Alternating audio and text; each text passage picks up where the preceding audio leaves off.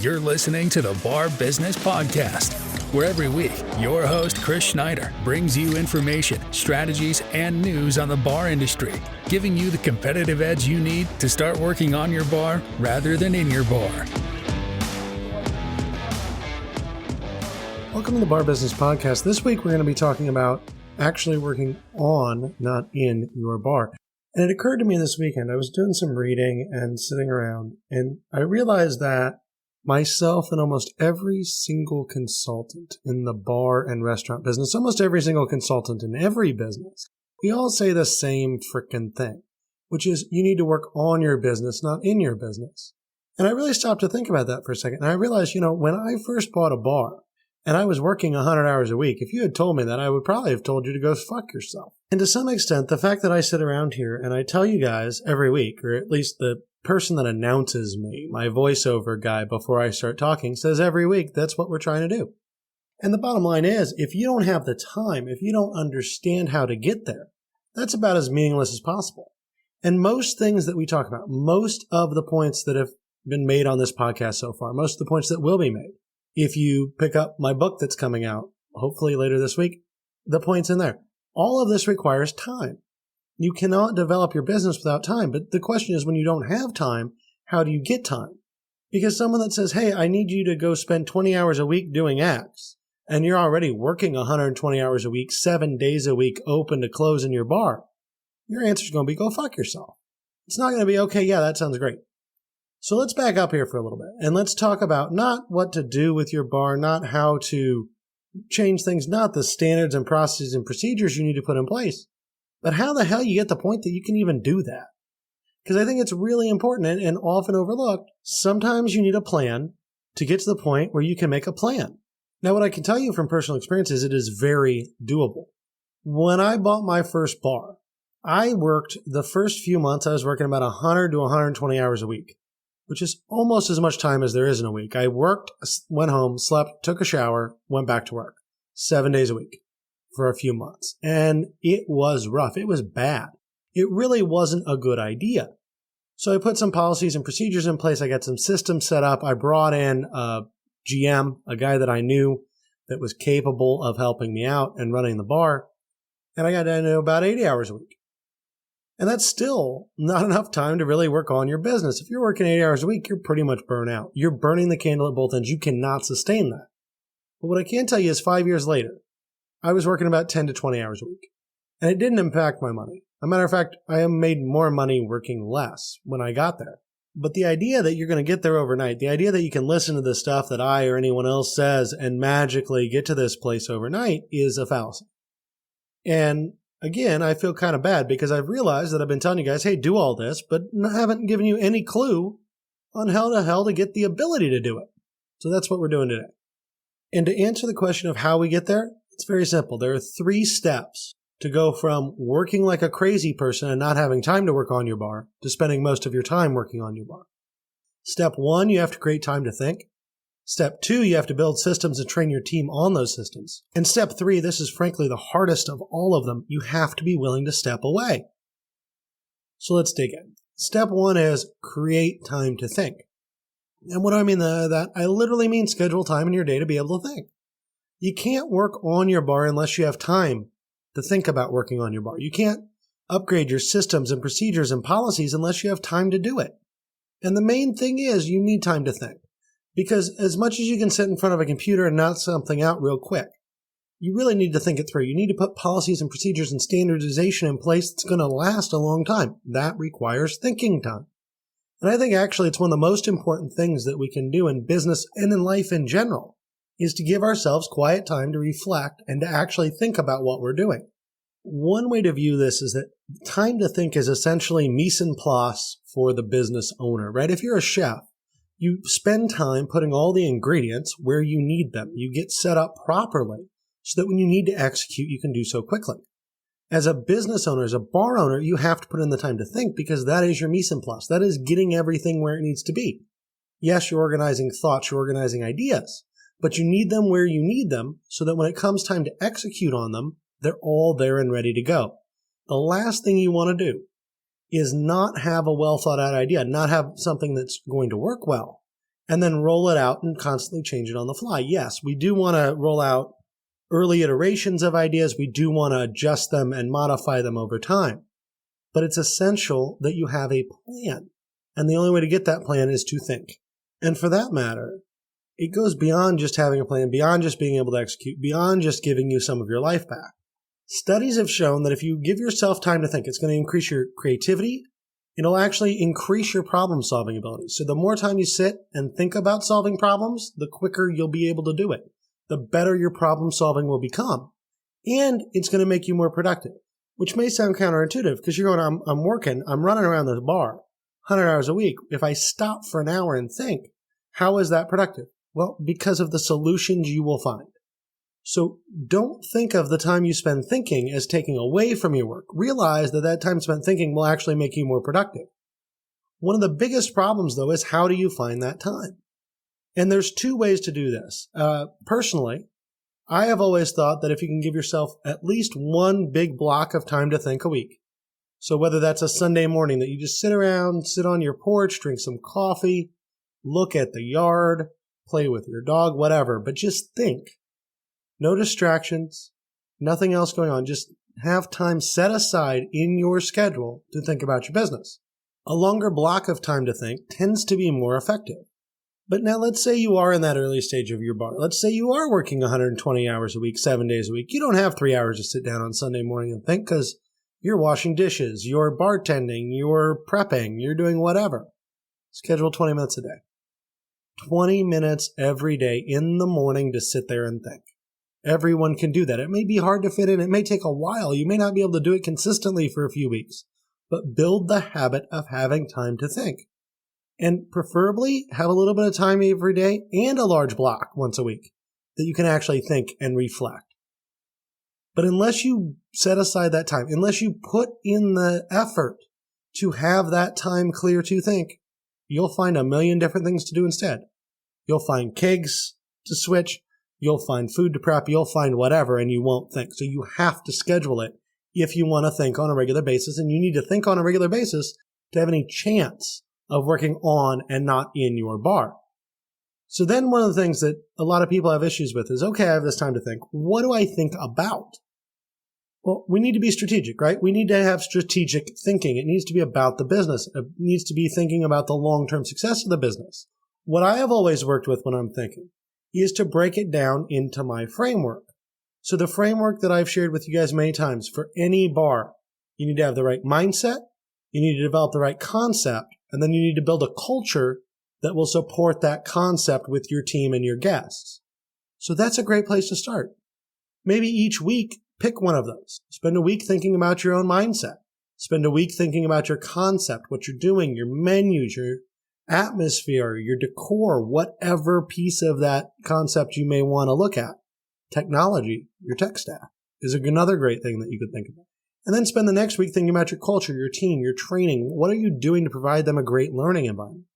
If you go 1 week at a time and each week you think about one of those pillars of the framework, you will over time build something amazing. Because part of what this thing about thinking is, yeah, it's time to think. Yes, it's time to develop ideas. Yes, it's time to brainstorm. But part of this is constantly reflecting on what you're doing. It's reviewing the decisions you've made and why you've made them. Because too often when you're working only in your business and not on it, when you're running around doing 1,000 things all day, every day, you don't reflect on what you're actually doing. You're constantly in motion, but you haven't taken the time to make sure those motions actually get you towards a goal, that those motions actually support what you're trying to do. And so if you think through the mindset, concept, and culture of your bar, you will build that. You will get into a better position. And one of the key outputs of that time thinking is systems. Systems you put in place that allow you the time and freedom to be able to work on your bar. So that's step 2. We have to build systems and train our team. Like I've mentioned a few times in this episode, you can't work on your bar if you're working in your bar. So the only way to get yourself to stop working in your bar, let's say that you are working 100 hours a week. Let's say everything you're doing is valuable. I'm sure there's some wasted time there, but let's just pretend for a second there's not. You need to create systems in order to delegate some of that work out. When you delegate some of that out and you have the proper systems in place, That gives you more time. That's how you free yourself up for more time to think, more time to work on your bar, more time to establish more systems. This isn't an overnight process. This is a long-term process. As I mentioned, it took me about 5 years to go from working 100 hours a week to working 10 hours a week. But incrementally, you need to get better at this every single month, every single week, every day if you can, because that's a compounding effort. That is what will drive results over time. And the systems should be based on whatever it is you do. So whatever you're spending your time doing, pick the easiest task that you do every day. Write down the steps you take to do it. Then go grab a team member, whoever's appropriate to do that task, whoever you can delegate that task to, and teach them your steps. Train them on it. Remember to use our tell, show, do, review model, but train them on it until they know those steps to that process intimately. And when you create that system, one thing you absolutely must do is think about how to put a check in. You need some sort of check and balance every time you delegate a system that you were previously doing. Maybe that's a checklist. Maybe that's a form they fill out that has information. Whatever it is, take that and delegate it. Make sure it's delegated well. Make sure it's getting done. Nothing is ever going to be done the exact same way you would do it. Nothing's ever going to be done with the exact same passion you would do it. But guess what? That's okay. You're the owner. You're the boss. You have your skin on the line. You have your house on the line. You have your family and your stability on the line.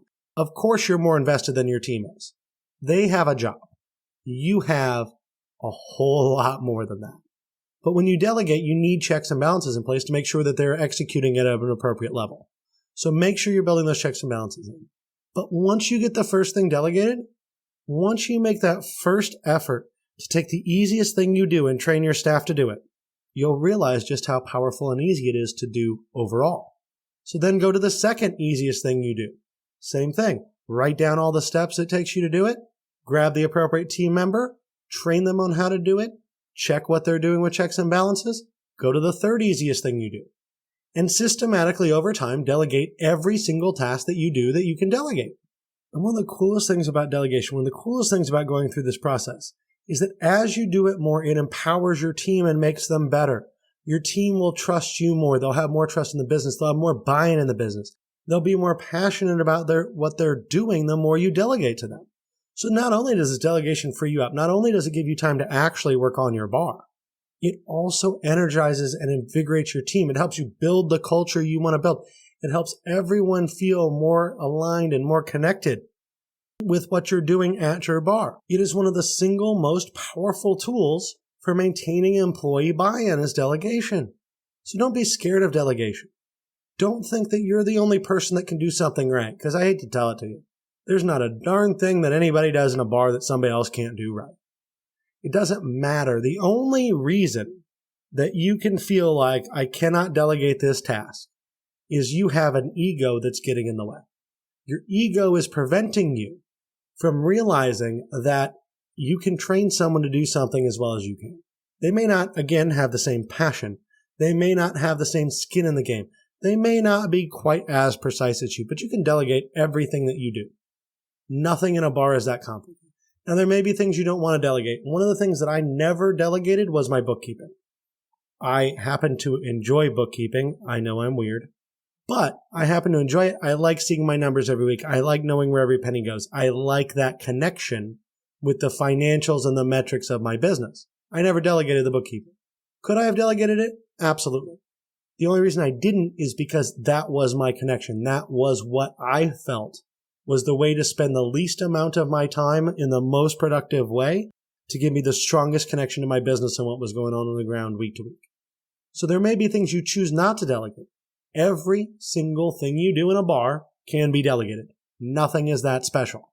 Let me give you one really good example of something I delegated relatively early on.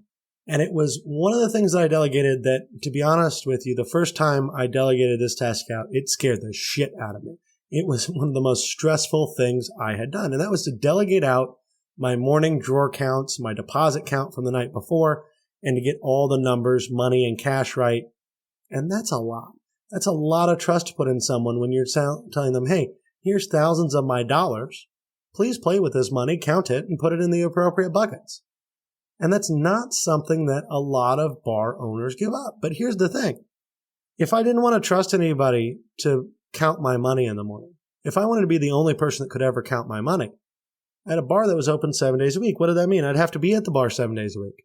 That meant I never went on vacation. That meant I never went to brunch with anybody. That meant I never went to lunch. That meant I never went to breakfast.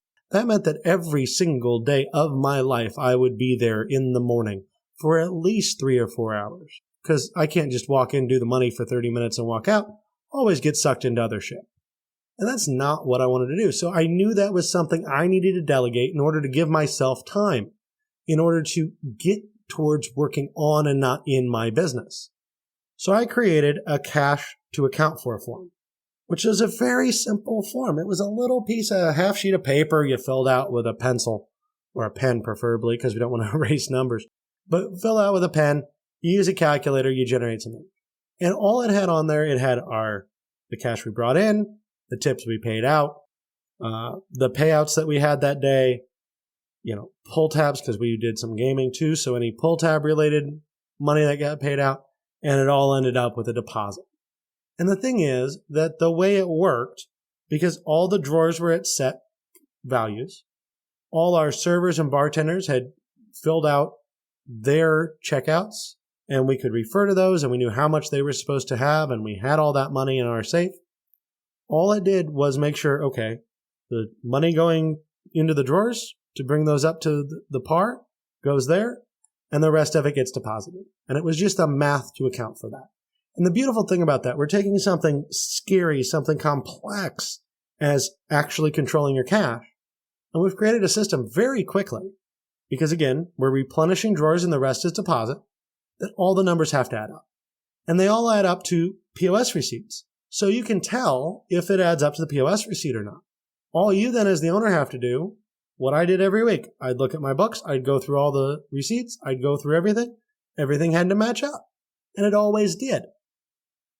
And that allowed me to have full confidence that while I'm giving a huge amount of trust to the people I had doing my money, which were my managers, and while I was giving them an amazing opportunity to just rob me blind. Let's be honest, they could have robbed me blind any other day. It wasn't like the access to the cash would have stopped them from going to a drawer, opening it, and just taking the drawer. But that amount of risk was entirely worth being able to sometimes not be at work at 10 in the morning, being able to sleep until noon, being able to work until 3 in the morning, 4 in the morning when we close, and when everyone's cleaned up and we're going home, and not have to turn around and be back at 9:30 or 10 in the morning to count. It gave me the ability to have a life. It gave me the ability to travel overnight somewhere and then come in the afternoon. It was potentially the single most impactful thing I did to free up my time. And it was painful and it was risky and it did not feel great doing it. But once I did it, once I got past the fear of allowing other people to count my cash, oh my God, it made a huge change in my life. And those are the kind of things you need to find to delegate. And again, though, you have to build the systems. You have to build the checks and balances required to ensure that you're not going to get screwed in the process and that things are going to get done relatively similar to how you would do them yourselves. But you have to be willing to delegate. You have to train your team properly so that they can perform what you delegate. Because if you don't delegate, you don't stand a chance. So now we've created time for ourselves to think. We've built some systems. We've trained our staff. We've delegated some of those tasks that we don't need to do every day. What's the next step to making sure we're working on and not in our bar? We have to be willing to step away. You have to trust your team. You have to trust that the systems and processes that you've developed and that you've trained your team on work. This is the hardest part, the hardest thing to do. Even once you've delegated, even once you have the processes and systems in place, you're going to want to be there. You're going to want to watch over people's shoulders. You're going to want to do all that. The hardest thing to do is to step away. The hardest thing to do, especially if you have a new business, especially whether you bought it or you built it, but especially in the first part of owning that bar, the hardest thing to do is going to be to step away. The hardest thing to do is going to be able to leave at 11 o'clock at night and say, you know what, my bartender can close this. They'll be fine. They have what they need. They have the training they need. They have the tools they need, and I should go home. And when I say step away, sometimes you're going to step away and you're going to be reachable by phone. Sometimes you're going to call in. But the real trick is getting to the point that you can step away and entirely disconnect. You can let the place run. You can trust your teams and systems and not worry about what's going on. You need to be able to get on a plane and fly somewhere. Maybe you want to go on a cruise because you've worked your ass off for 3, 4, 5, 10 months, 100 hours a week, and you're burnt out and you need some time to just relax and recharge. You need to be able to do that and turn off your phone. You need to not allow yourself to be a slave to your business. And once you have those systems in place and your team's trained, you can do that. You just have to trust them. You have to actually be willing to step away. And it's the hardest thing for bar owners to do. It's the hardest thing for owners of any business to do. But for whatever reason, those of us in the bar business and hospitality, we just don't like taking time for ourselves. And you have to do it in order to be successful. That is really one of the keys to long-term success, is being able to step away. Because here's the thing, when you step away, when you give yourself time to recharge, A, you're going to increase your productivity when you get back because you're fresh, you're on top of it, your brain's working properly. B, it's going to reduce your stress because you're removing that stress from your life for a short period of time. Actually disconnecting, actually turning it off will reduce your stress level. And C, when you take that time away, when you separate yourself from the business, you get time to enjoy life, enjoy your family, have other experiences. And those experiences in turn will inform how you do your business. You will go have lunch somewhere and have an amazing experience where you're not thinking about work. And then when you have your time to think later on in the week about your business, you'll remember that lunch and you go, hey, they did this. It was super cool. I might want to look at doing something like that too. Or maybe it's an experience that has nothing to do with the bar business. Maybe you're reading a book on the beach and you're looking around at people and how they swim and how they interact, and you have some sort of epiphany about ways to make your guests interact better, ways to attract more people to your bar. It doesn't matter, but inspiration comes from the weirdest sources. And unless you give yourself time to disconnect, get away, de-stress, that inspiration ain't going to hit you. You can have all the time to think in the world, but stress thinking is not as productive as relaxed thinking. And the only way to be relaxed is to trust your processes and systems, trust your team, and fully step away. If you don't do this, let's say you do nothing that I've just talked about. Let's say you don't create time to think. Let's say you don't build systems and train your team. Let's say you aren't willing to step away. What happens? You're going to burn out. You're going to get angry and resentful, and you're going to yell, and you're going to create a hostile work environment for your employees. You're not going to keep good employees because your culture sucks. And why does your culture suck? Because you don't have the emotional energy to keep up a good culture. Why do you see bar owners, whether it's on a show on TV or people in real life, they're constantly yelling and screaming at people? That's because they're too stressed. That's because they're not thinking. They aren't proactively managing their business. They're reactively acting negatively and just abusing people and not producing good results. And 9 times out of 10, what they really need is a vacation. They're not bad people. They aren't trying to be abusive to their employees. They don't want to yell and scream at people, but they are so stressed and strung out, they have no clue what's going on. If you want to be an asshole to your employees, never step away from your business. Work in it constantly. But if you want to be a good boss, if you want to have a good business, if you want to be able to grow and develop your business, you need to step away. And something else to consider, and this is something that was really important for me when it came to stepping away. I know people that don't do this. I know people that are religious about this. Personally, I think being religious about it is more helpful. And that is, you must have a day off every week. And when I say a day off, yeah, sure, call me if there's a frickin' emergency. But don't call me because of something stupid. I mean a real day off. I mean 24 hours, 12 hours if you can't do 24.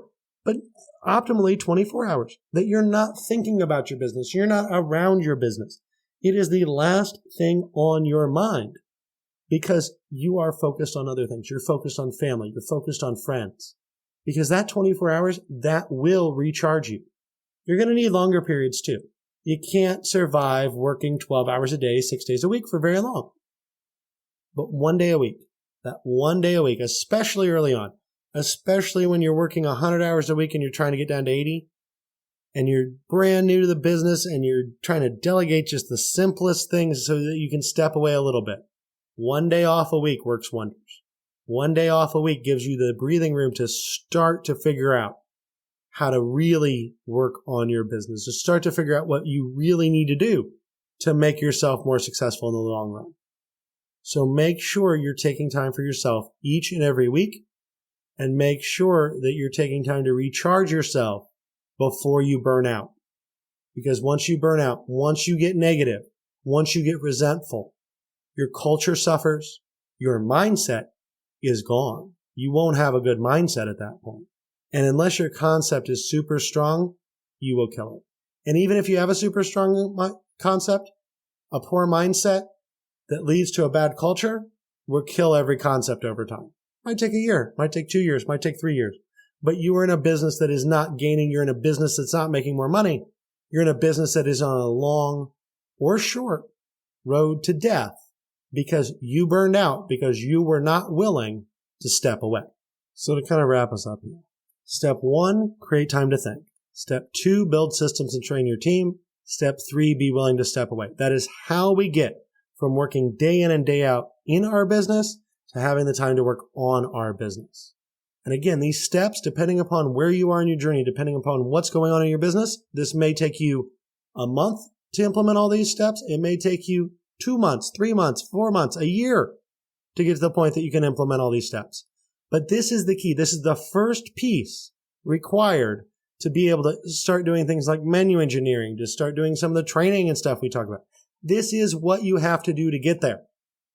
So you need to start this week. If you're not doing this stuff already, you need to start now. And the first thing you need to do, right? Step 1, create time to think. So if you don't have time to think in your schedule, I would challenge you this week, carve out that time. Find the time in your schedule that you can have each and every week to think. And once you have that, develop those systems, get your check-ins and balances, train people, and most importantly, as you're going through all this, realize you can't be a control freak. Realize you can't be there all the time. Realize that for you to succeed and your business to succeed, you cannot micromanage every single thing that goes on. And if you do that, you will end up in a place where you are working on and not in your bar. If you're looking for more information, if you want to interact and ask questions, get some feedback from me on whatever it is you're doing, and from other bar owners, other people in the business that are going through the same things you are, head over to Facebook. Look up Bar Business Nation. It's in the show notes. You can click it there. Bar Business Nation is a community we are creating of bar owners to help each other, to support each other, to learn from each other, and to grow as a community so that we can all have better businesses, so that we can all spend more time working on and not in our business. Also, if you hit the Facebook group, I will be posting there quite a bit this week about my book, How to Make Top Shelf Profits in the Bar Business. That will be released this week. I would love for you guys to pick it up. Let me know what you think about it. And I really hope that the 75 different lessons in that book, the 75 different chapters, can help inspire you and help you find ways to grow your business. That is the goal here. It's all about helping you guys be more successful. So check out that book. Check out the Facebook group. We will talk again next week. Have a great rest of your day. Thanks for listening to the Bar Business Podcast. Make sure to subscribe so you don't miss any future episodes. Check out our website at barbusinesspodcast.com and join our Bar Business Nation Facebook group for more strategies and tips.